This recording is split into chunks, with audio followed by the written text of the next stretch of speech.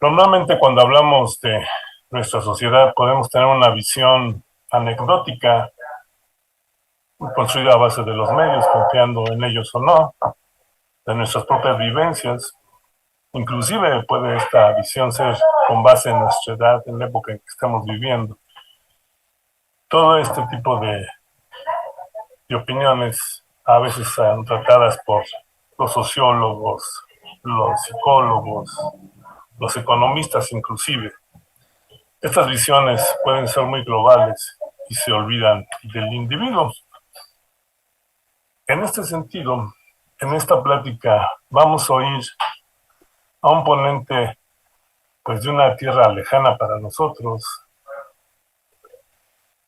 Ítalo, no le voy a poner ninguna categoría ahorita, simplemente diré que es Ítalo. Él es de origen chileno y bueno, recordemos que en la sociedad de donde él viene, ahora sí, disculpe la aseveración, siempre se ha caracterizado por ser una sociedad crítica, muy evolutiva en sus aspectos sociales, muy crítica. Esto, por ejemplo, eso me lleva a recordar un libro sobre un autor chileno, se llama Recuerdo, Matterlat, cómo leer al pato Donald, se llama Recuerdo, que es una crítica al sistema capitalista, un libro muy interesante de década de los 60, 70, en donde evidentemente demuestra cómo es el carácter crítico social de estos pensadores allá en el cono sur. Pues en esta ocasión, Ítalo nos va a platicar un poco sobre sus experiencias en el área de las masculinidades, que es lo que nos toca abordar ahora. Cabe mencionar que Ítalo es de formación profesional psicólogo, sin embargo, tiene muchos más conocimientos en diversas áreas, pero en lo particular él prefiere referirse a él como una agente práctica y no tanto como un acumulador de conocimiento. Ítalo, bienvenido a este foro. Te agradecemos tu presentación, tu participación y pues te cedo la palabra. Adelante, por favor, Ítalo. Gracias, querido Alfonso. Un gusto y gracias por la invitación también a estar en este espacio. A Denise, con quien tuvimos contacto permanente para pensar en este, en este espacio y cómo tratar de aprovecharlo. Yo tuve pesadillas con esto anoche, literalmente. Y aunque no se vea, me late el corazón fuertemente en este minuto. Y yo me preguntaba por qué habré tenido pesadillas con esto. y, y hay varias respuestas a eso. La primera es esta carga patriarcal, institucional, individualista, que aunque uno no quiera, se promueve con este tipo de estructuras que se generan, ¿verdad? Que son al mismo tiempo muy posibilitadoras de cosas, pero no exentas de la cultura dominante en términos de cómo se transmiten saberes o conocimientos o cómo se comparten ciertas experiencias. Y, y estas estructuras universitarias o de clases, de charlas, ¿verdad? En la que anda un afiche dando vueltas con la foto de uno, en que las personas que pueden estarse conectando ahora ven la foto y no sé qué imagen tendrán de mí, de mi vida y de lo que va a ocurrir aquí hoy. Promueve estas estructuras en las que ciertos saberes o ciertas personas tenemos más espacio para compartir que otras. Esto tiene un riesgo, ¿verdad? No estoy siendo crítico o totalizando estos espacios, pero tiene el riesgo de caer en esa trampa, de que yo caiga en la trampa de que crea realmente que tengo algo que compartir, que, que, que es como iluminado, ¿no? Y, y eso es muy peligroso y muy patriarcal y justo lo que vengo un poquito como a conversar o a proponer una visión acerca de esto.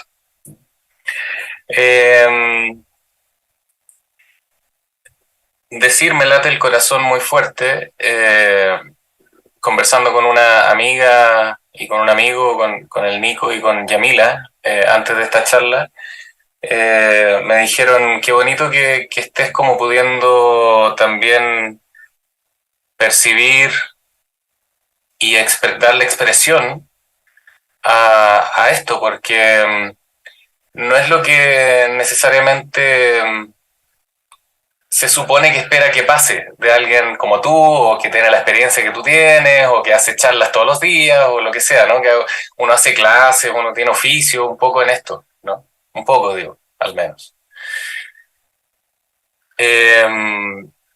Porque justamente es ese espacio que está cerrado y negado de expresión, como por ejemplo soy un presentador que va a hacer una charla, no puedo estar nervioso, no puedo estar con mi corazón que late, no puedo estar inseguro de lo que voy a contar, no puedo estar sospechando si es que va a tener reverberancia o repercusiones positivas o si va a despertar el interés o no de quienes estén escuchando, que además es un gran misterio para mí. Eh, eh, y entonces el solo hecho de decirlo, de pronto se me prendió como una posibilidad de dar un ejemplo de aquellos lugares de expresión que están prohibidos y que guardamos en secreto. Aquellos lugares de expresión que no calzan con las expectativas de los discursos hegemónicos de quienes debiéramos estar siendo y de lo que debiéramos estar pudiendo hacer en los diversos contextos en los que nos desenvolvemos o relacionamos. Y al no darle expresión y al mantenerlo en secreto, se pierde una oportunidad, se pierde la oportunidad de construir mundos nuevos, se pierde la oportunidad de vincularse con una comunidad de resonancia. No sé, Alfonso, quizás también te pasa que te late el corazón fuerte de vez en cuando en algunos contextos y quizás aquí a más gente, ¿no? Y si yo no hablo de esto, probablemente no tenemos la opción o la oportunidad de conversar de lo fracasados que somos en este intento por calzar con el ideal de lo que se supone que debiéramos ser o estar siendo. Y en ese fracaso que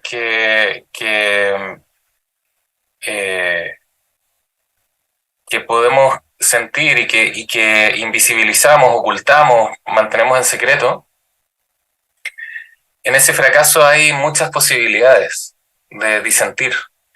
En ese fracaso hay posibilidades de creación, hay posibilidades de construcción de mundos nuevos. Es desde el fracaso de calzar al 100% con la expectativa, desde donde uno puede crear originalidad, algo distinto, algo único. Y en ese distinto y único encontrarse con otros distintos y únicos que compartimos cierto tipo de experiencias. Yo especulo que este contexto en el que estoy participando ahora, que conozco poco, es un contexto de fracaso en ese sentido. Es un contexto en el que se está cuestionando ciertas ficciones políticas como la masculinidad, porque internamente sabemos que es imposible ser completamente exitoso con esto y que serlo puede llegar a ser muy peligroso para nuestras relaciones y para el mundo. Es en el fracaso de ser hombre donde creo que podemos tener las grandes oportunidades de construir formas nuevas de experimentar y habitar la vida, las relaciones con otras personas, con otros seres, con el entorno natural y también con uno y uno mismo. Eh, eh, Eso es lo primero que me interesa traer como idea, la idea del fracaso, la idea de que es imposible no fracasar. A mí me gusta decir que es imposible no disentir. Eh, Hasta la persona que parece más completa y que puede parecer más íntegra y plena, sabe secretamente que no es tan íntegra, que no es tan plena y que no está calzando del todo con aquello que se supone que debiera calzar. Pero lo necesita guardar en secreto porque probablemente hay una amenaza en develarlo, una amenaza de marginación de grupos de poder, una amenaza de ser exiliado de un grupo de pertenencia. Entonces necesitamos guardar estas cosas en secreto. Yo necesitaría guardar en secreto que me late el corazón muy fuerte y que tuve pesadillas anoche para poder calzar con esta imagen del afiche que andaba dando vueltas por Instagram y Facebook. Esa foto, que no sé por qué mandé esa foto, porque tenía un fondo bonito, pero le sacaron el fondo, porque en el fondo salía un mar interior y Chiloé, que es un lugar aquí en Chile que me gusta mucho y en el cual vivo también. Y, y poder acceder a todos los privilegios que ese espacio me daría, ¿no? Ese espacio de integridad, de relajo, de intelectualidad, de academicismo y etcétera. Yo fácilmente podría participar de la producción y la reproducción de la cultura experta profesional masculina, por ejemplo. Pero me estaría traicionando a mí mismo. Tendría que negarme a mí mismo en mis propias experiencias de vida por el temor simplemente de la amenaza posible que viene después, de marginación, etc. Ser hombre, en tanto ficción política viva, como dicen desde el transfeminismo y particularmente un autor que a mí me gusta mucho, que es Paul Beatriz Preciado, habitar esta masculinidad es parte de lo mismo. Habitar una masculinidad es habitar un territorio que es una ficción, pero es una ficción que no es una historia de ficción inventada en una obra de teatro o en una novela o en una película o en una serie, etcétera, sino que es una ficción política porque es una ficción que nos vive, es un relato, una historia que nos vive, que nos es constitutiva de la vida y que nos hace entender la vida, nuestras relaciones y lo que debemos ser y cómo debemos performar la vida de una manera bien particular. Y es política porque no es neutral en sus efectos y porque es una ficción que está construida en base a sostener un lugar de poder, un lugar de privilegio, un lugar en el que hombres, mientras más hombres parezcamos, mientras más blancos seamos, mientras más heterosexuales aparentemos ser, mientras más profesionales aparentemos ser, más de clase media hacia arriba aparentemos ser o seamos, vamos teniendo más espacio de hablar, de movernos, de acceso a distintas cosas. Y las ficciones políticas se construyen en base a contrastes. Para yo poder ser hombre tienen que existir cuerpos asignados en otras categorías, en otras ficciones políticas. Y aquí no estoy hablando de cuerpos biológicos, ni de cromosomas, ni estoy hablando de la asignación de relatos a ciertos cuerpos por nacer básicamente con pene de un tamaño determinado, etcétera, o no. Es eso que nos asignan y nos imponen como una verdad política a nuestros cuerpos cuando nacemos con una determinada forma corporal. Entonces tampoco estoy hablando aquí de hombres trans, por ejemplo, sino que estoy hablando de hombres cis y de esta ficción política que no se entiende como ficción política, se entiende como una verdad fisiológica, ideológica, ¿no? Y psicológica, mental.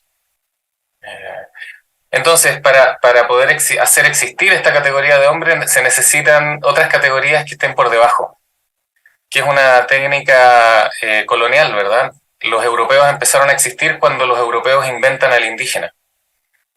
Y entonces ahí puede empezar el relato de que hay ciertas razas superiores a otras o categorías identitarias superiores a otras.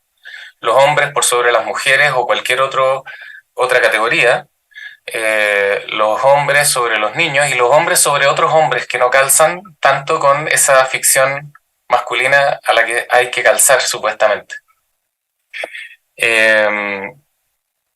Entonces entender que cuando hablamos de ser hombre, estamos hablando de una historia en la que estamos simplemente, que estamos habitando y reproduciendo, y pero que no es neutral, es política, porque no es neutral en sus efectos en las relaciones. Es una ficción política que está construida en base a la tanatopolítica y en base al control, a la ética del control, a la ética de la apropiación del derecho sobre otros cuerpos, del derecho sobre otros saberes, del derecho sobre la tierra, del derecho sobre. Vicky Reynolds, una colega, amiga, querida, profesora, maestra, resume esto en la cultura de la violación, que es la cultura del avasallamiento. ¿Sí? No es que los hombres seamos violadores. Estoy hablando de la categoría ficcional masculinidad. Y yo estoy interesado más que en las masculinidades como término, como concepto, como en nuevas masculinidades, esta idea de que pueden haber nuevas formas de ser hombre, que sería como nuevas formas de ser nazi o nuevas formas de ser supremacista blanco, nuevas formas de ser dictador. Pienso en disidencias de la masculinidad y en contraficciones masculinas, en cómo ir construyendo en la relación contraficciones, o sea, ficciones que respondan y que subviertan justamente la masculinidad. Y esto no tiene nada que ver, por si alguien está escuchando desde alguna visión esencialista, no tiene nada que ver con quién me quiero acostar, cómo me quiero vestir, ni cómo me quiero mover, etc. Sino que tiene que ver con cuestionar ciertas éticas que están a la base de la construcción de la identidad masculina, que quizás una de las principales sería la ética del control. No sé si esto está siendo interesante hasta acá. Tengo algunas otras ideas para compartir algunas cosas. No sé si seguir o si sería bueno que alguien comentara algo. Esto, todavía no tenemos preguntas en el chat, Ítalo. Sin embargo, sí está interesante lo que estás planteando, nos estás contextualizando evidentemente todo inherente a tener una masculinidad diferente, ¿no? Evidentemente, y eso es bastante interesante. Puede seguir adelante y esperaremos si hay alguna pregunta que esté así, digamos, directamente relacionada con lo que estás poniendo, yo me tomaré la libertad de interrumpirte. Entonces, claro, si no te molesta. Si no te No molesta. me molesta en absoluto, todo lo contrario. ¿Sí? No, no sabes el terror que da hablar solo frente a una pantalla. No, lo sabemos nosotros que somos profesores, estuvimos 2 años encerrados, no te Debes preocupes. saber, debes saber. Sí, se siente uno como que está hablando en el desierto, pero no, te están escuchando, te están escuchando. Claro que Bien. sí. Adelante, por favor, Carlos. Luego tomaría otro tema que me parece sumamente relevante y que nombraste tú, Alfonso, al comienzo, que me estás dando aquí una luz, porque si no me he sentido aquí solo hablando al vacío en un desierto es gracias a que tú estás ahí acompañando y asintiendo algunas cosas, así que te lo agradezco. Te agradezco asentir aunque no estés de acuerdo probablemente, pero quizás amablemente en algunas cosas eh, podemos conversarlas, pero me da... Me, me da calorcito, digo, ¿no? No te Sentir que estamos preocupes, conversando. estamos, estamos en una dialéctica. Ahorita te toca, después nos tocará a nosotros. No te preocupes. Y tú nombraste la crítica, nombraste el país donde yo nací, que también es esta nacionalidad, que también es una ficción política atribuida a unos márgenes territoriales y geopolíticos, ¿verdad? Que involucran un montón de cosas que sabemos, ¿no? Y que hoy están tan notorios con procesos de migración e inmigración muy fuertes y todas las consecuencias que eso está trayendo en la vida, en las vidas de mucha gente. Y en este territorio tú dijiste que has tenido la experiencia de que es un territorio donde hay crítica. Bueno, yo tengo la misma experiencia de México. Yo aprendo mucho cuando converso con gente en México. Eh, También tengo mucha esa experiencia cuando converso con gente de muchos lugares, la verdad. En Perú, en Argentina, en Uruguay, etc. Eh, yo les quería hacer una invitación, un ejercicio que no van a tener que aquí decirnos nada, pero va a ser íntimo, cada cual con cada cual. Decían si pueden traer a su mente alguna imagen, algún recuerdo, algún evento en sus vidas que en el que ustedes hayan dicho, hayan hecho algo a alguna persona, le hayan dicho algo a algún amigo, a alguien querido, querida, queride, y que después de un rato o al otro día hayan dicho, mierda, ¿qué hice? Parece que hice un daño, parece que herí a esta persona que quiero, ¡oh, qué dolor! ¡Qué vergüenza! ¿Qué hago ahora? ¿Cómo le hablo a esta persona? Estoy especulando que todos hemos tenido esta experiencia alguna vez en la vida. Estoy especulando que están trayendo imágenes, algunas por lo menos imágenes de sus propias vidas en torno a estos momentos que uno dice, le grité a mi hijo de una forma que me avergüenza, de una forma que no me gusta hacerlo. Le hablé a mi pareja o de una forma en que la herí y me avergüenzo y me duele. Tengo dolor, este dolor espiritual. Espiritual en el sentido de dolor ético. Y esta sensación de no soy yo, ese no soy yo. Eso que yo hice no me representa, no representa el Ítalo que yo quiero ser, el Ítalo que yo sé que soy y que puedo ser y que quiero ser. Pero lo hice, sé que soy yo el que dice eso. No fue Juan Pablo el que le gritó al hijo de esa forma. Fui yo, pero no soy yo. Yo sé que ese no soy yo y voy a tener que hacer algo para enmendar. Voy a tener que ir a pedir disculpas o voy a ir a escucharlo. Algo tengo que hacer para, para que esta persona sepa que esto me avergüenza, que está mal y que estoy disponible para enmendar, para sanar esto de alguna forma, para reparar algún daño que se hizo, etc. Si es que están teniendo esta experiencia, a propósito de la invitación que les acabo de hacer, es porque tienen sentido crítico. No hay ningún ser humano que no tenga un sentido crítico. los seres humanos tenemos sentido crítico. Lo tenemos porque lo desarrollamos, no porque nacemos naturalmente con él. Y lo desarrollamos en tanto tenemos cierta claridad de ciertos valores, compromisos, sueños, esperanzas, cuestiones que nos mueven, que son preferidas para nosotros y nosotras en la vida y que nos identifican, que nos hacen sentir, este soy yo. También quizás hemos sentido esta sensación de orgullo cuando hicimos sentir bien a alguien y contento a alguien. Ahí también está operando la visión crítica.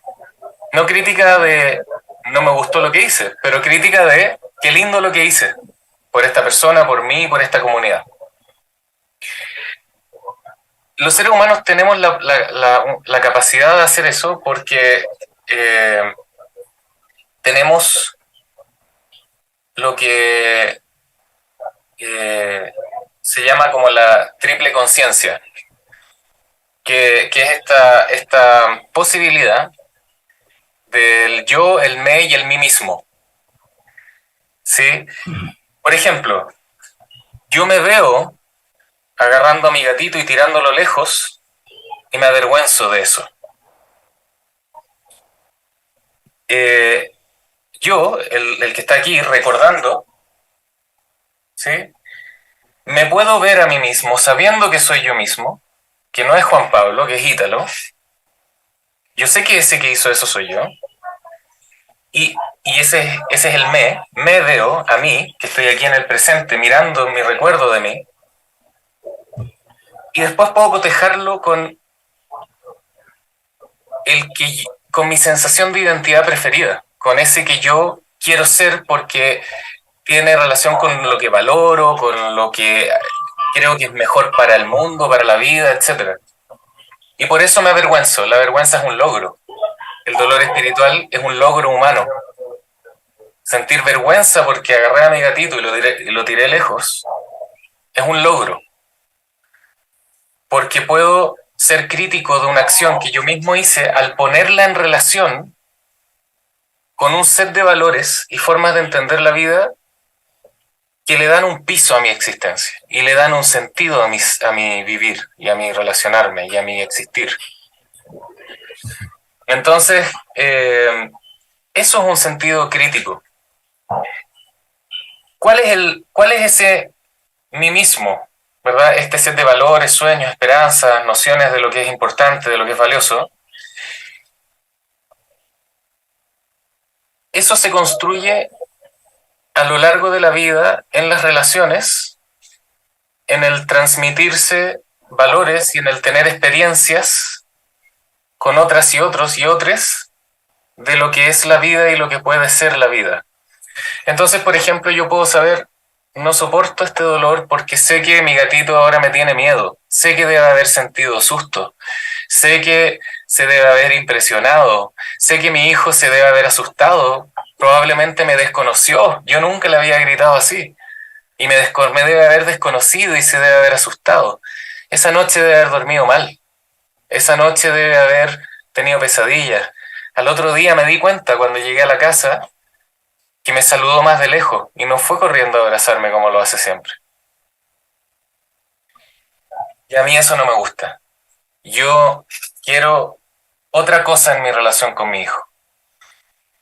Voy inmediatamente, Alfonso. Voy a terminar un poquito esta idea nada más. Entonces, ese territorio tiene nociones de lo que sería un buen trato, nociones de lo que sería el tipo de paternidad que quiero tener, por ejemplo, que quiero construir con mi hija, hijo, hije. Tiene historias, saberes en torno a esto. Y quería un poquito hablar de esto en relación a la masculinidad y a los efectos nocivos de la masculinidad y cómo podemos ser críticos de nuestras propias acciones masculinas que pueden ser avasalladoras con otras personas, sin la necesidad de tener que acudir a profesionales, sino que de pronto teniendo conversaciones comunitarias y colectivas en torno a esto, en las cuales podamos traer la crítica amorosa, la crítica cuidadosa, la crítica colaborativa y de cuidado a nuestras conversaciones, para poder acercarnos más al tipo de personas que queremos ser, hombres, mujeres o cualquier categoría. Quizás incluso podríamos pensar por fuera de estas categorías, si es que se pudiera, ¿no? No está tan fácil. Alfonso. Sí, es dentro de este contexto precisamente como lo estás manifestando. Regresando al ejemplo de tu gatito, ¿no? Quizá porque estás construido sobre ciertos valores, pero otros que están construidos sobre otros valores dirían, ay, aventé a mi gatito y me siento poderoso. Regañé a mi hijo de una manera no precisamente cordial y me siento poderoso. Enfrenté a mi mujer de cierta manera, como lo señalas tú, y me siento poderoso. Sin embargo, como lo manifestante en tu exposición, el hecho de que tú te sientas mal es una parte de la nueva visión masculina, llamémoslo así, porque está construida con base en otros valores. Esa es la idea que creo que se pretende manifestar en esto que acabas de decir, ¿no?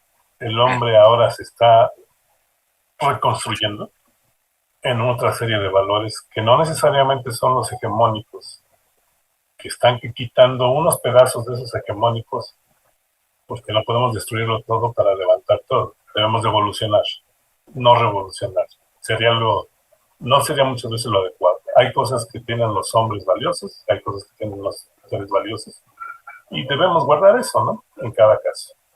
Entonces, la nueva visión masculina que tienes tú, que la estás manifestando, yo creo que es importante, ¿no? El hecho del control emocional, sobre todo. Yo creo que es parte de lo que decías. Cuando tú dices que regañaste a tu hijo y te sientes mal contigo mismo, entonces eso es parte de, en ese sentido era mi comentario. Adelante, por favor. Sí, muchas gracias por ese comentario. Quizá a mí me gustaría dejar como bien claro que yo no estoy planteando una forma de ser hombre distinta, sino que más bien todavía una crítica a las formas masculinas de ser. Pero ni siquiera he llegado a ese punto, sino que también estoy tratando de traer que la crítica, que todos tenemos la capacidad crítica y que esa capacidad crítica es una puerta de entrada. Hay hombres que pueden decir regañé a mi hijo, le grité a mi esposa, ¿verdad? Hombres heterosexuales, cis, hegemónicos, etc. Y sentirse orgulloso. Perfecto. Están parados en la masculinidad hegemónica. Pero ese hombre tiene que tener algún lugar en su vida, que sea expresión de su capacidad crítica. No es poco común escuchar, por ejemplo, sí, después hablé con mi madre por teléfono y también le grité y después me dio mucha pena porque le grité a mi madre y a mi madre nadie le grita porque mi madre. Entonces, ese hombre tiene un sentido crítico. Está fracasando en su tarea de ser hegemónico y tener el control sobre todo el mundo. Menos mal. Es imposible no fracasar. No, con mi esposa se merece lo peor y ponerla en su lugar. Pero a mi hijo nadie lo toca. Hay lugares. Yo me dedico a la terapia, a las conversaciones terapéuticas. Y eso es un contexto importante, porque esto que estoy iluminando acá son lugares donde empezar conversaciones.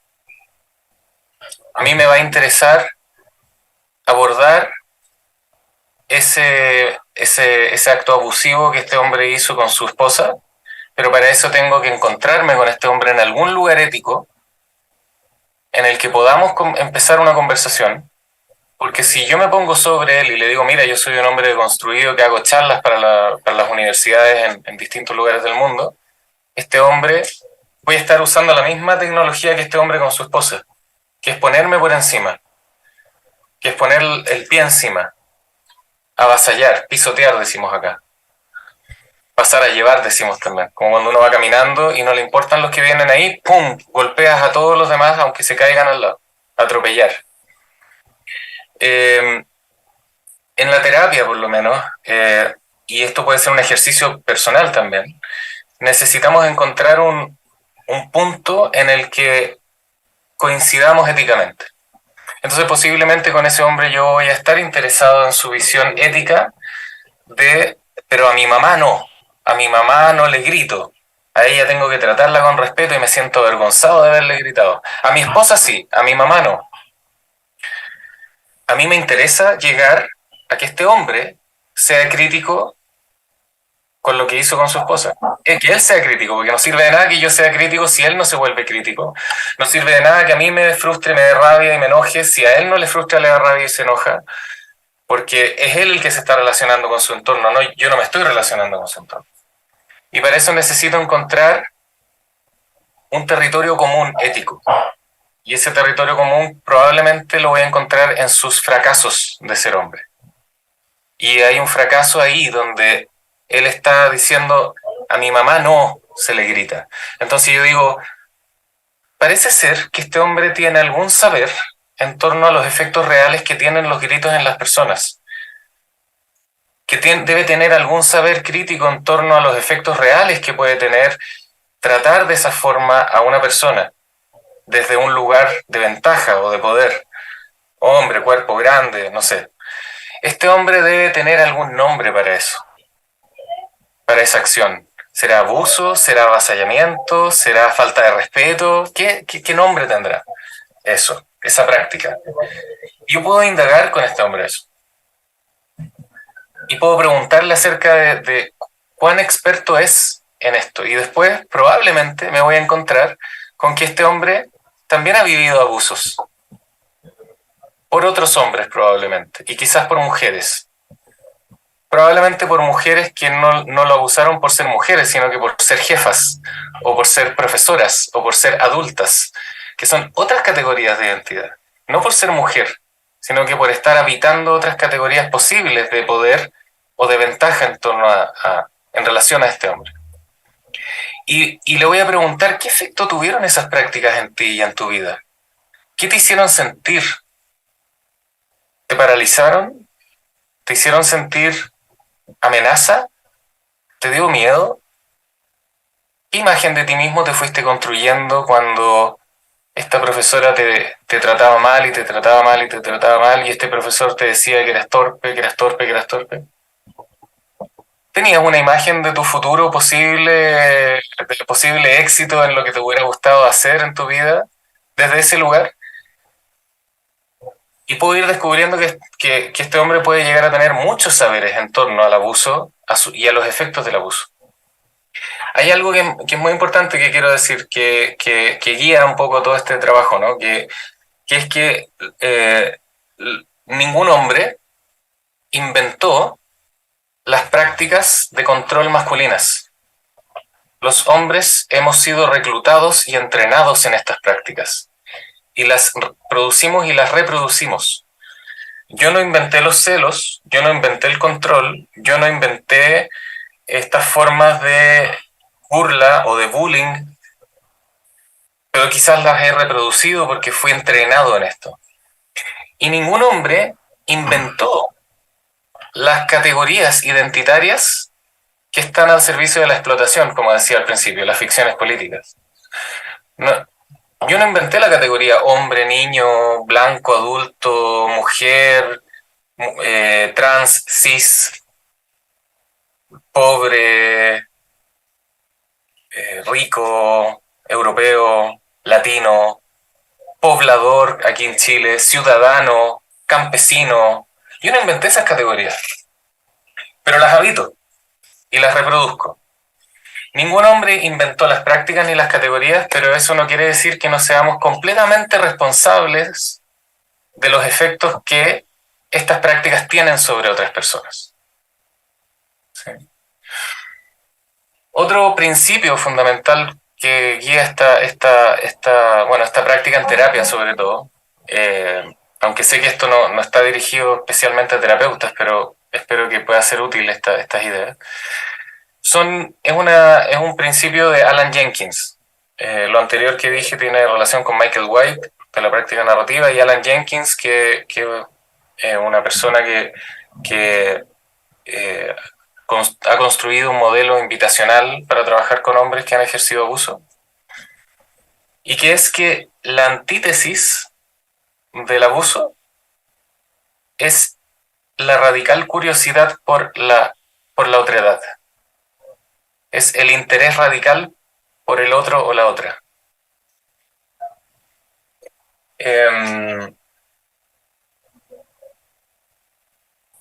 Cuando yo soy crítico porque tiré al gatito, por ejemplo, o porque le grité a mi mamá, o quizás porque le dije algo a mi esposa o a mi pareja o lo que sea, y me da vergüenza, no me estoy centrando en mí, que que es una de las prácticas, es una de las éticas de la masculinidad, centrarse en uno, sino que estoy mirando a la otra persona, estoy pensando, mi hijo debe haber sentido miedo, mi mamá debe haberse sentido traicionada, mi esposa debe haber sentido temor, y eso no me da lo mismo. Entonces no estoy centrado en mí, estoy viendo a los otros. Entonces, yo soy hombre también, yo soy parte de esta cultura, yo ejerzo abuso permanentemente y todos los hombres y todas las personas estamos en territorios en los que vamos a reproducir acciones abusivas inadvertidamente muchas veces. Porque sin querer atropellamos, podemos atropellar, ¿sí? Sin querer, porque el contexto nos permite, muchas veces estamos en una reunión social y una mujer dice algo, no la escuchó nadie, lo digo yo, todos se quedan en silencio y mi voz se escucha más fuerte o no sé qué, porque es voz de hombre, porque no sé qué. Y yo sin mala intención digo lo mismo que esta mujer, se invisibiliza, me lo celebran a mí. Y eso es un avasallamiento, una invisibilización y una violencia que estoy ejerciendo, que no tiene que ver con golpear a alguien, que no tiene que ver con insultar y que puede ser inadvertida. Puede ser que no me di cuenta de eso. Pero no dejo de ser responsable por esto. ¿Sí? Y entonces, uno de los aspectos posibilitadores y esperanzadores de estas formas de entender no es ser un hombre deconstruido. Yo no soy un hombre deconstruido. Yo soy un hombre tan recluta de las masculinidades hegemónicas como cualquier otro hombre, solo que he estado interesado en entender los efectos reales de lo que implica mi posición política en el mundo en relación a otras personas, de los efectos reales, potenciales, a corto y a largo plazo, de lo que puede implicar un grito mío, un enojo mío, una interrupción mía, una imposición mía, una falta de escucha mía, un no mirar, un etcétera. Y entonces al estar interesado, este trabajo implica estar radicalmente curioso por la experiencia de otras personas, de acceder a la experiencia de otras personas sin negar su experiencia o las acciones que yo hice, sin minimizarlas, sin justificarlas y sin culpar a las otras personas por aquello que yo hice y los efectos reales que tuvo, más allá si fue con buena o mala intención. Porque aquí nos interesaría mucho la buena intención. Con buenas intenciones se han hecho guerras. Entonces la buena intención no basta.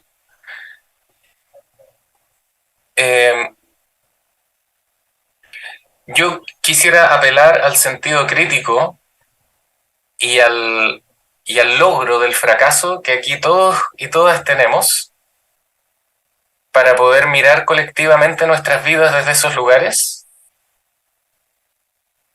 y ver o hacerse la pregunta de desde esos lugares que se posibilita que sea diferente a lo que hemos venido haciendo si aquello que hemos venido haciendo ha generado daño.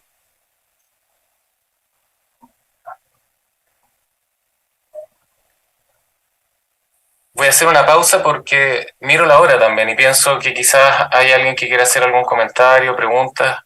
Están pidiendo aquí en el chat que si podrías profundizar sobre el tema del control emocional como una nueva característica de la visión masculina.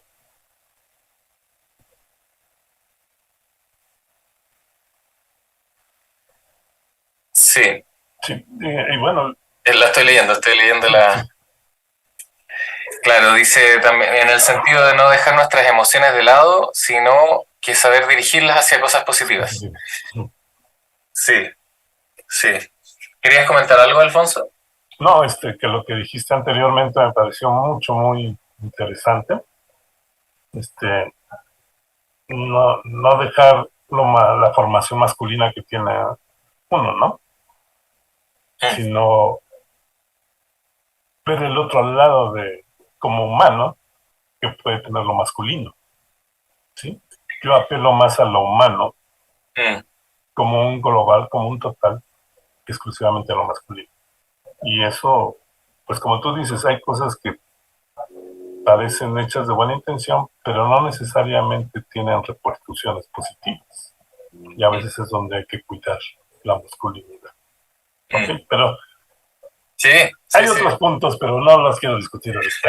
Eso sí me llamó la atención. Adelante, por favor, Italo. Bueno, lo primero que se me viene es pensar que este es un proyecto colectivo y que no parte, y por eso la invitación estoy tratando de quizás abrir algunos espacios o lugares como el de la crítica, como el de cuestionar estas verdades de quiénes somos y también de tratar de responder, honrar, celebrar y enriquecer los fracasos como lugares, puertas de entrada a mundos nuevos, a nuevas posibilidades de ser y relación. En relación a la pregunta de las emociones,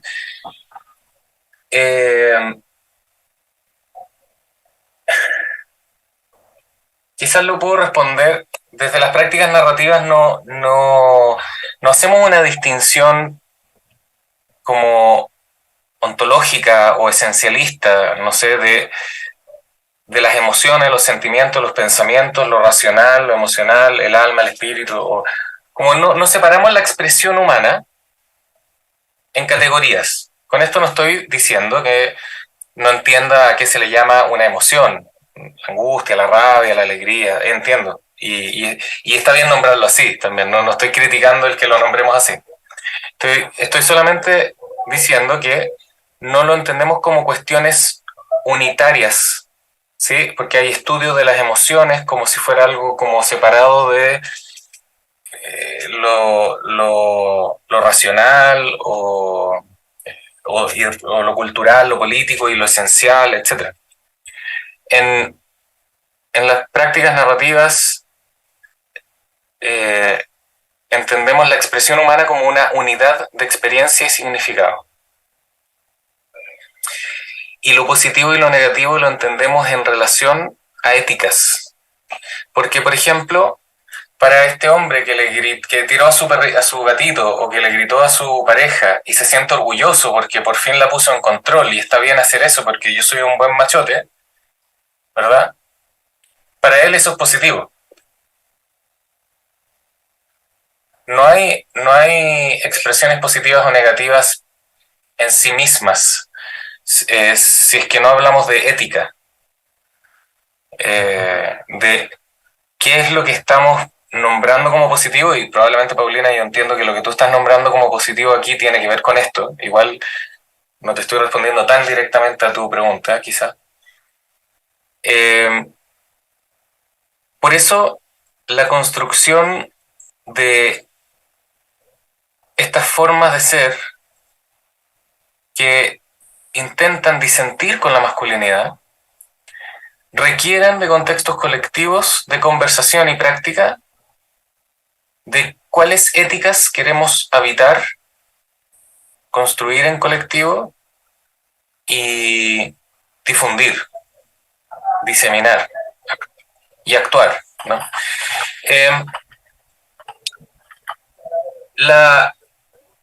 Lo que yo puedo sentir con algo está estrechamente vinculado a lo que yo valoro en la vida. Y más bien, a discernimientos que logro hacer de mi experiencia. Cuando una persona que vive abuso, mujer, niña, niño, hombre cis, trans, etcétera, cualquier persona que está viviendo, respondiendo y sobreviviendo a algún tipo de abuso, siente confusión y siente angustia y siente pena y desesperación, esa no es una expresión natural, no es una emoción que surge natural a los actos de abuso, sino que es un logro también.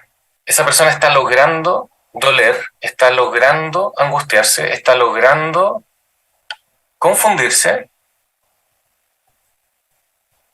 porque está logrando distinguir o está haciendo un discernimiento de que la forma, quizás no le ha puesto palabras todavía, quizás no hay un relato para esto todavía, quizás no hay conversaciones claras sobre esto todavía, pero en su experiencia está logrando discernir que estas formas de trato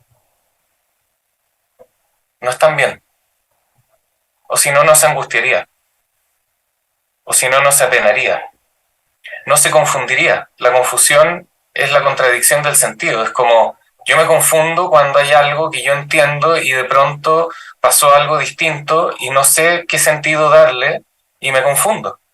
¿Por qué mi papá me gritó anoche si él nunca me grita?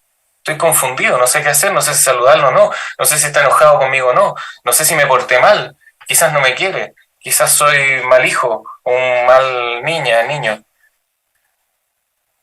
Es un logro el distinguir que ese acto parece que no está bien o no es reconocible.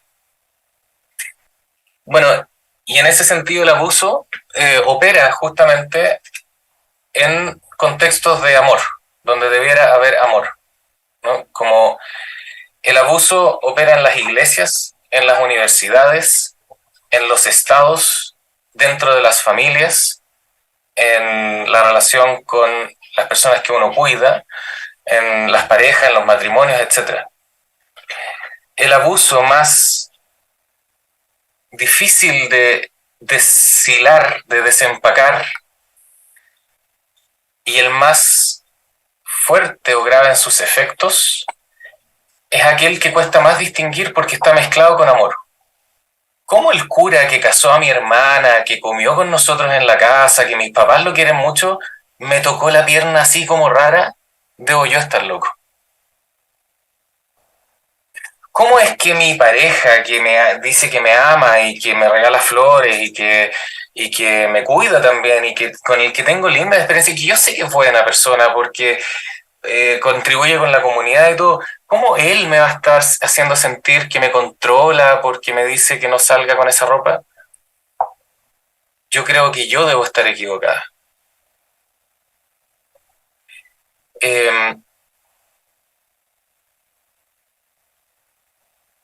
El abuso ocupa los espacios de donde debiera haber amor y donde ha habido probablemente relaciones de ética del cuidado, de la ética del cuidado, para poder subsistir.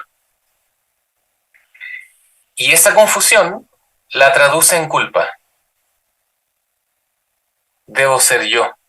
Es que yo soy mala pareja, es que yo soy mal hijo, es que yo provoqué al cura, es que yo no debiera ser tan exagerado, sensible, irritable, crítico con las cosas, es que yo soy muy reactivo, reacciono muy fuerte a... Y eso sostiene porque cuando opera la culpa en el abuso patriarcal, digamos, dejamos de hablar de quienes hacen el abuso, quienes ejercen el abuso. Y ahí las profesiones que me rodean a mí por haber estudiado psicología, especialmente la psicología y la psiquiatría, operan como cómplices del sistema patriarcal al diagnosticar el dolor y la confusión y la culpa, por ejemplo.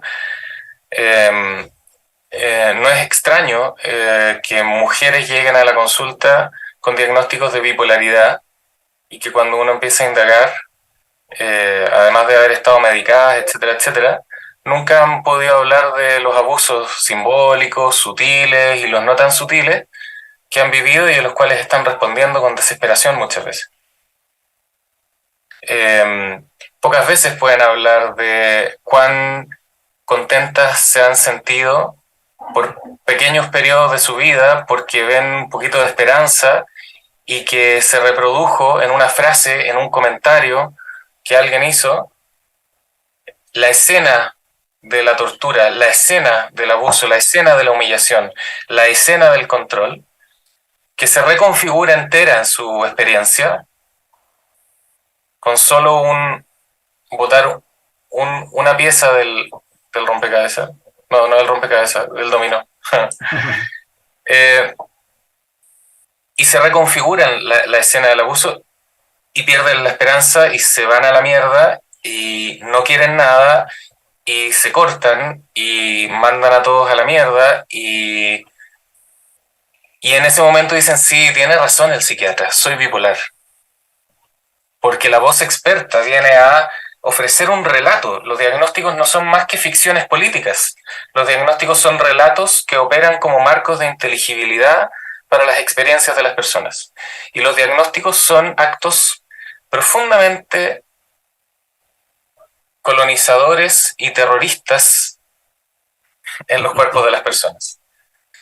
De eso podríamos hablar largamente. Muchas veces hay personas que tienen experiencia con los diagnósticos que les han tranquilizado, que les han calmado, que les han generado alivio porque como que, ahora sé lo que me pasa.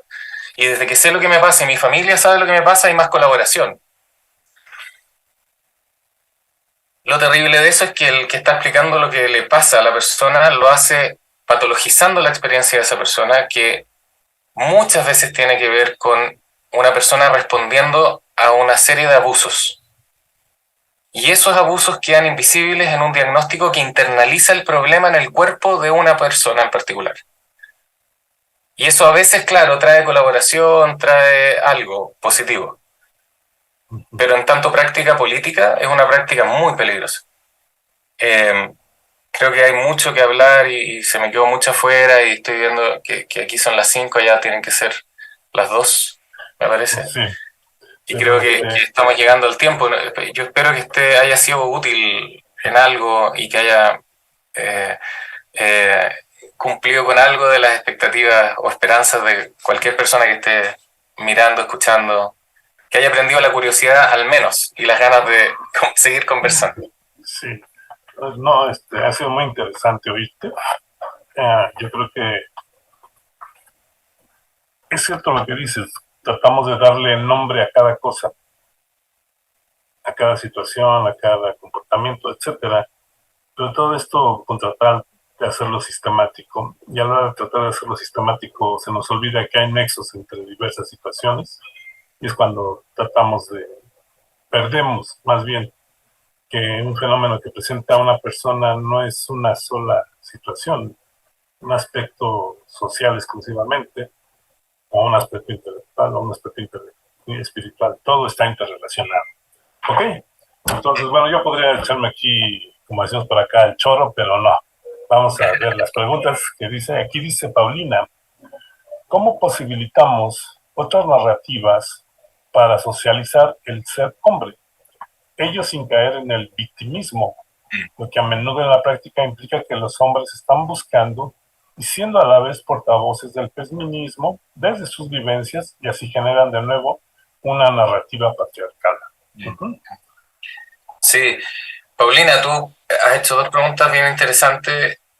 Tu imagen no está visible en este espacio, la mía sí. Hay un espacio donde hay 2 imágenes de 2 hombres, ¿no?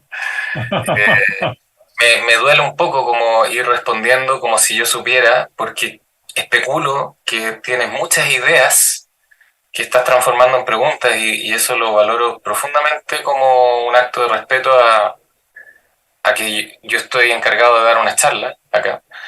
Pero supongo que tú misma sabes y has pensado muchas cosas y que eso puede ser tanto más valioso probablemente que lo que yo pueda responder ahora. Y quizás la forma más justa de responder sería desde la terapia o desde las prácticas de terapia que yo hago. Un hombre, no sé, ¿tenemos 10 minutos? Tenemos tiempo, no te preocupes, adelante.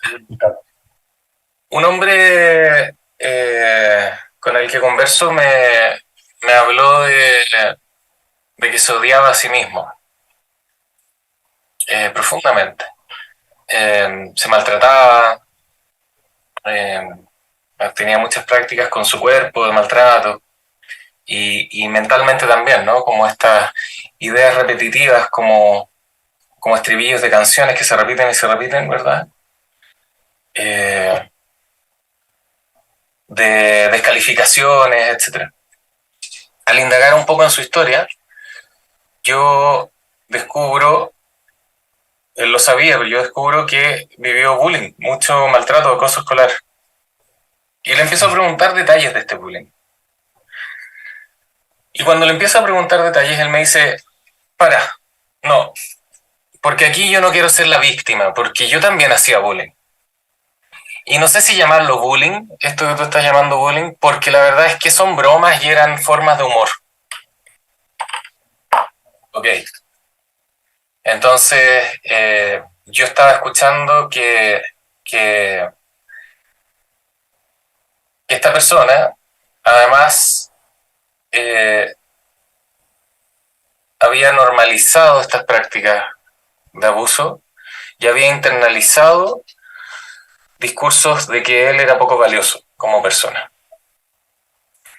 Entonces, seguí indagando en esto, le seguí haciendo preguntas hasta que él me dijo, mira, cuando bromeaban conmigo era porque yo era más sensible. Y de repente o de pronto, aquí estoy mezclando dos historias de dos hombres en todo caso. Y de pronto defendía a compañeros que a ellos sí le hacían bullying. Y cuando los defendía, yo recibía también un poco de acoso o de amenazas de no pertenecer. Y yo le preguntaba, wow, ¿y esta sensibilidad entonces era como castigada por el grupo? Este grupo de hombres parece que no sabían, sin tenerlo consciente, eran un grupo de hombres jóvenes de 15, 14 años probablemente. Pero en alguna parte de su socialización, aprendizaje cultural, parece que aprendieron que no estaba bien la sensibilidad, que eso no era una categoría que te hacía pertenecer al grupo. Y si había sensibilidad por otras personas, por ejemplo, porque estabas viendo que había injusticia, entre todos se juntaban y te decían, o te sumas acá y eres parte, o te vamos a tratar igual que a este otro. Bueno, sí, algo así operaba. ¿A ti te da algo de susto? ¿O había espacio para decir, oye, dejemos de molestar al compañero porque yo creo que ya esto ya es abuso? No, me decía, era con susto que uno hacía eso, porque uno sabía que venía de vuelta un contraataque. Wow, le decía yo, qué fuerte, y como, ¿qué te ayudaba a hacer esto entonces? Si sabías que era amenazante para ti también, y que tenías todas las herramientas y recursos porque eres hombre, porque eres grande, para haber estado en ese otro grupo de pertenencia y de poder. Que la sensibilidad, me dice. ¿Y desde cuándo? ¿Cómo nutriste esta sensibilidad? Y entonces él me contó historias familiares en que de muy pequeño escuchaba conversaciones de sus padres en torno a la justicia social, en torno a cuán injusto era que hayan personas que sufrían socialmente. Él no entendía también estas conversaciones porque él era chico, pero accedió a algo, a un tipo de conversaciones que le empezaron a posibilitar mirar cuestiones en el mundo, a distinguir, a discernir fenómenos en el mundo relacionales que no le daban lo mismo y se sensibilizó con eso. Y me decía, yo soy el que sin cuestionarme ayudo a la persona con silla de ruedas para subir al bus, yo soy el que sin cuestionarme aporto algo o grito injusticias en la calle. Y yo le pregunté, y aquí creo que Paulina pensé en esta historia pensando en este momento de la historia. ¿Cómo sostuviste esta sensibilidad pese a lo amenazado que pudo haber estado? ¿Qué te hizo no renunciar a esta sensibilidad y sostenerla en pie? ¿Hubo alguien en tu vida que honró, celebró, reconoció esta sensibilidad en lugar de atacarla, humillarla, cuestionarla, amenazarla? Y entonces él se pone a pensar y me dice, mi madre. Me dice, es loco porque tengo una imagen muy clara de mi mamá diciéndome, hijo, yo sé que tú eres sensible, pero está bien ser sensible. Y yo le dije, wow, ¿y qué poder tuvo esa imagen para ti? Bueno, no lo había pensado, pero hasta el día de hoy, esa imagen fue muy fuerte, me ayudó a resistir, a sostener esta sensibilidad y a pararme en ella, aunque estuviera amenazada por el grupo. Y le pregunté, porque él trabaja ahora con jóvenes en una escuela bien de escaso, marginada de recursos económicos y de condiciones de vida más dignas, por llamarlo de alguna forma. Y le pregunté, esta sensibilidad que en esa escena cuando eras pequeño y tu mamá te dice esto y que sostuviste todos estos años hasta ahora que tienes casi 30, ¿está teniendo efectos o repercusiones en tu trabajo actualmente con estos niños y niñas?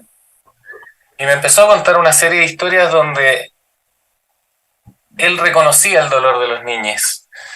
Y me decía, yo le digo, está bien que te duela, está bien sentir miedo si ves a dos compañeros peleando, no te sientas mal con esto. Wow, le dije yo, qué potente debe ser eso, ¿no? Como me decía, bueno, yo en general eh, disminuyo mi trabajo porque es tan grande lo que quisiera hacer. Pero ahora que estamos conversando de esto, creo que esto puede tener mucho valor. El mismo valor que mi mamá no debe saber que tuvo esa escena donde me dijo, hijo, tú eres sensible, pero está bien ser sensible. Yo estaba en esto, ¿no? Pensando no en la victimización, sino que ser sensible es un fracaso de la masculinidad. Un fracaso castigado por el grupo. Un fracaso amenazado. Ok, eres sensible, pero ocúltalo. Y sé parte de este grupo, si no, te vamos a tirar al grupo de los que humillamos. En conversaciones colectivas entre hombres, por ejemplo, podemos hablar de estos fracasos y honrarlos y celebrarlos y decir, yo también tengo sensibilidad por algunas cosas. Podemos hablar de cómo yo aprendí esta sensibilidad, de cómo yo la he sostenido y de qué diferencia ha hecho en mis relaciones con las personas y hacernos la pregunta, por ejemplo, ¿qué pasaría si estas formas sensibles o justas o de buen trato o de cariño las pudiera llevar a más territorios de mi vida? ¿Qué pasaría si yo con mi hijo, que aprendí cómo ser estricto y etcétera, qué pasaría si traigo un poco de este buen trato que tengo con mis compañeros de trabajo a mi relación con mi hijo? Entonces, no es hacerse las víctimas o victimizarse por ser reclutados en el patriarcado, sino que es conversaciones que nos permitan enriquecer los relatos de la disidencia, del fracaso. Estas palabras que además están catalogadas social y culturalmente como negativas, ¿no? Como la gente no quiere fracasar.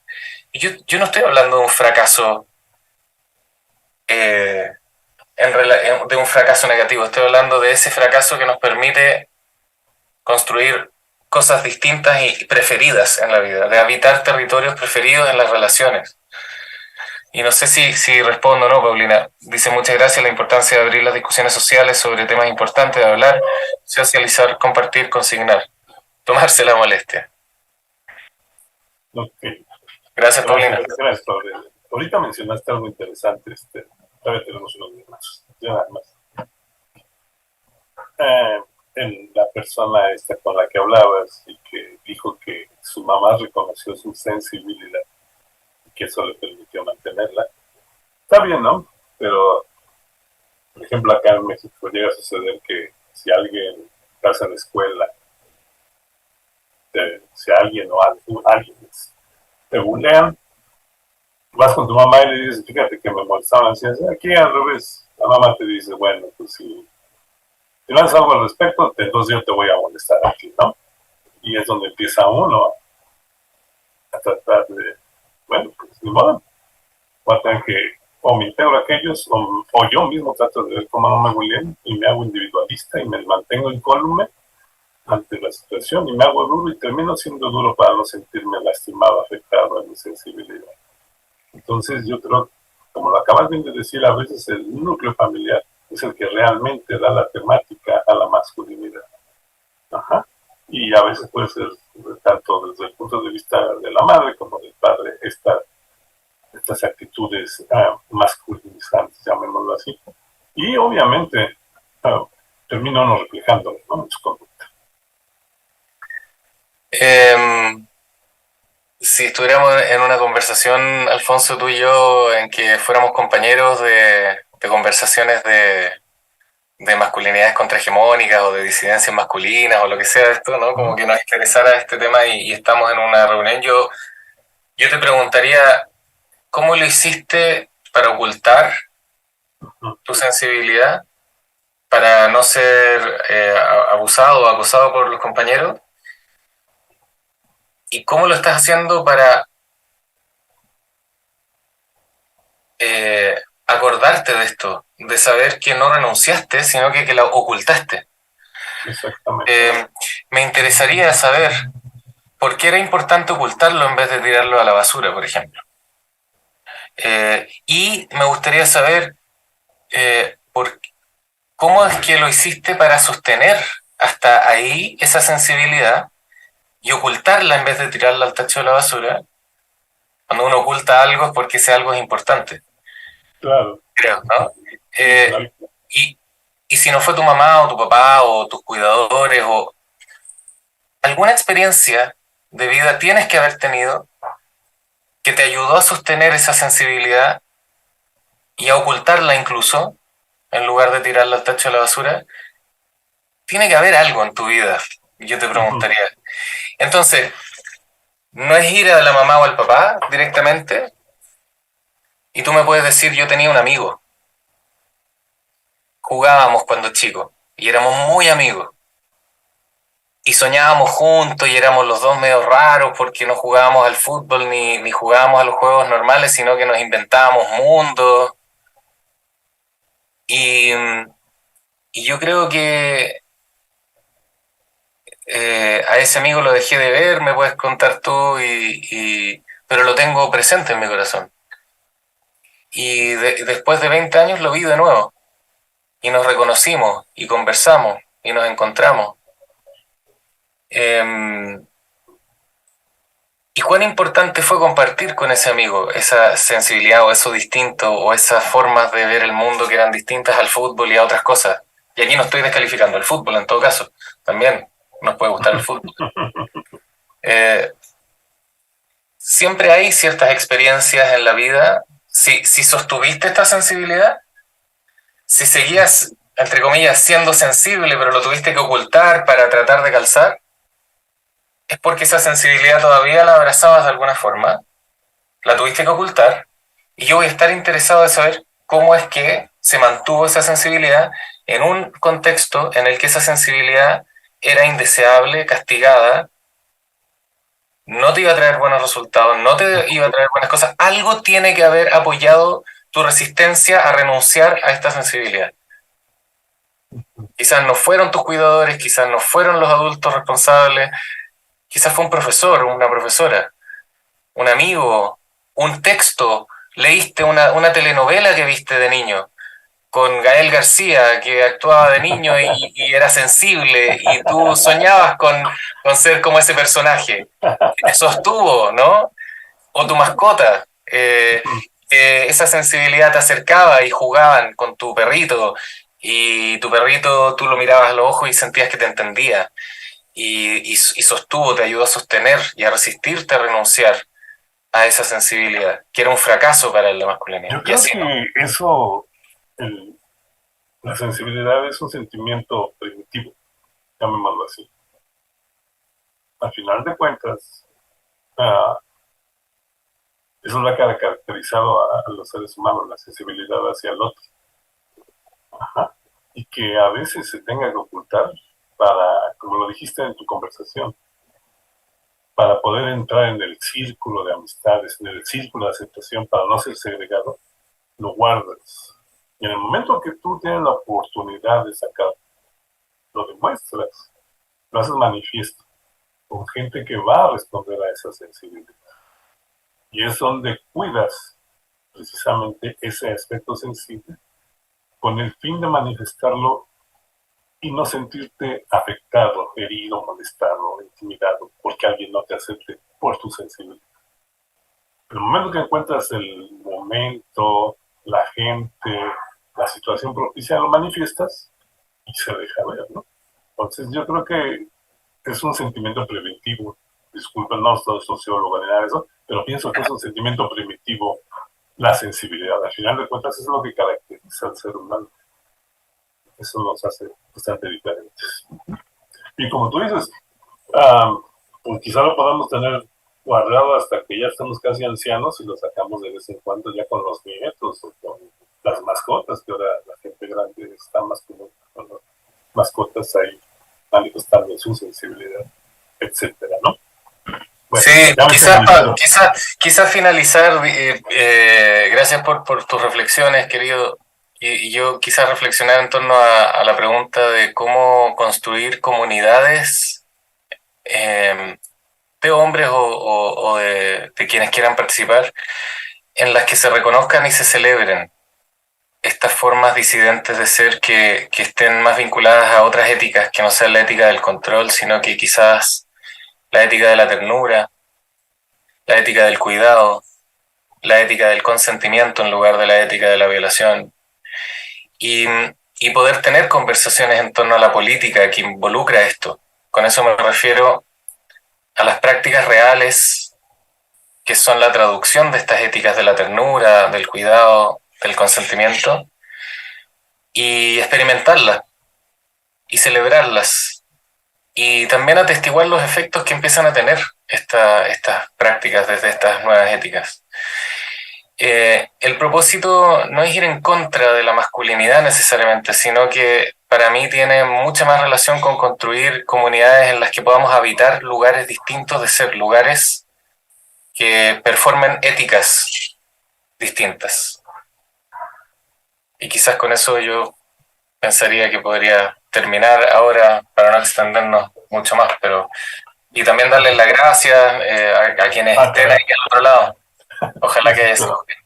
Ya sí nos extendimos, pero bueno, les invito a los que nos estén escuchando en el YouTube o en el Zoom, que presumo que pueden acceder a Ítalo a través de su correo electrónico. Absolutamente.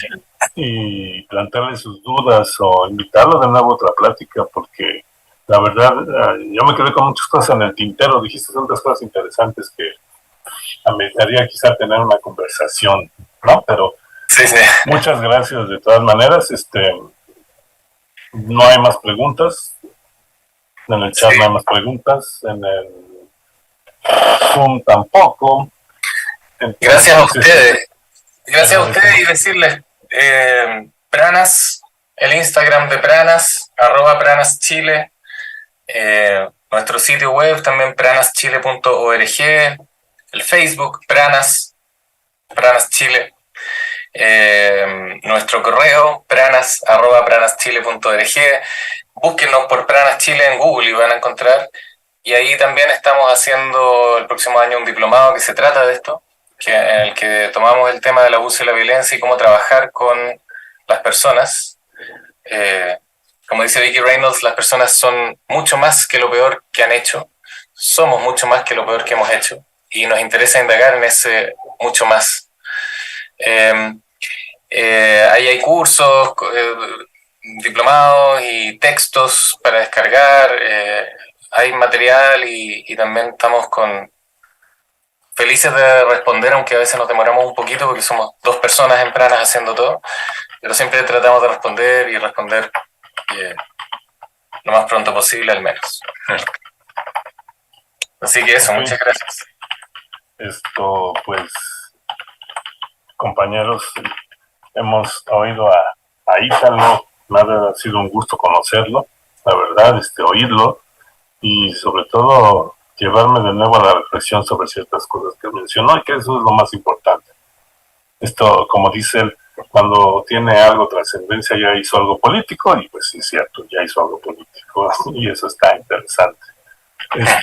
Pues te damos de nuevo las gracias, Ítalo, a nombre de la comisión que represento y a nombre de la Facultad de Química por tu valiosa participación en esta plática, en esta manera tan coloquial de presentarnos estos temas que nos van a llevar seguramente a una reflexión interesante. Pues te deseamos lo mejor de la vida y nos vemos próximamente, te lo aseguro. Muchas gracias a ustedes, a la facultad, a ustedes, a Denise y a ti por estar ahí en imagen y hacerme compañía. Okay. Pues, un abrazo. Muchas gracias. Hasta luego a todos. Buena tarde a todos. Hasta luego.